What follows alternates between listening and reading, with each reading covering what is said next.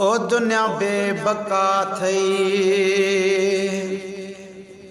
है, दुनिया बेबका थई है। उथी सोच सियाणा हमेशा न हितड़े, ओ तुझा हिन वथाणा दुनिया बेबका थई है। उथ सोच सियाणा हमेशा न हितड़े, ओ तुझा हिन वथाणा दुनिया बेबका थई है। जब ही हयाती ओ हली वई अजाई, इजो जान कासिद कहारी जो आई।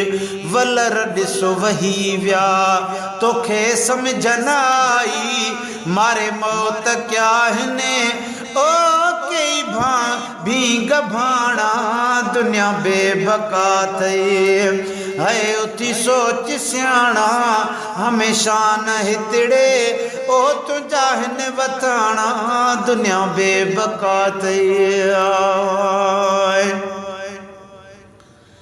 ओ हित्यार हाणे ओ वसी थो वलर में, वेंदे अज सुभाणे कारियो कलर में है। वेंदे अज सुभाणे अकेलो कलर में, अथई मलक मौत जे है नजर तुझे घर में, अथई मलक मौत जी नजर तुझे घर में। अखन सां ॾिठा तो ओ काॾे विया बाणा दुनिया बेबका थई। उथ सोच सियाणा दुनिया बेबका थई। उथी सोच सियाणा हमेशा न हितड़े, ओ तुझा हिन वथाणा अदा दुनिया बेबका थई है। बुद्धि पुकारू सुता कर सुजागी, उमिर ही वञे थी मिले पोइ न सागी। ओ जागन मारबी है करे वठ तू राज़ी, सामीअ में पोइ साणी ओ थींदई राजराणा दुनिया बेबका थई है। उथ सोच सियाणा हमेशा न हितड़े, हो तुझा हिन वथाणा दुनिया बेबका थई। गुलशन सूमरो है जनीला तो पैजी ओ जिस्म जानगारी, उहे कम नहीं दई थी दई कुल बेजारी।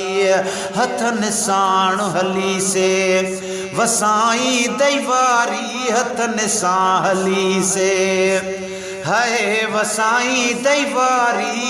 इंद यादगीरा ओ मैं खां पुजाणा दुनिया बेबका दया। ओ दुनिया जी ही हर शय तुझे कान पैदा, जरा सोच तू थे कंजे कान पैदा। हिसाबन जा साहब हो थी जान पैदा, हिसाबन जा साहब हो थी जान पैदा। खोली दई से दफ्तर ओ नवाया पुराना दुनिया बेबका दया है। अदालत जा थई अहमद हसन जी, उथी कर तैयारी तू असली वतन जी। अदालत जा थई ओ अहमद हसन जी, उथी कर तैयारी तू असली वतन जी। सफ़ा बेफिक्र शो वेठे जा रबन जी, सफ़ा बेफिक्र शो ओ वेठे जा रबन जी। तुझा जान क्या थई ओ अजीजन जुमाना दुनिया बेबका थई है उथी सोच सियाना है हमेशा न तिड़े ओ तुझा हिन वथाना दुनिया बेबका थई।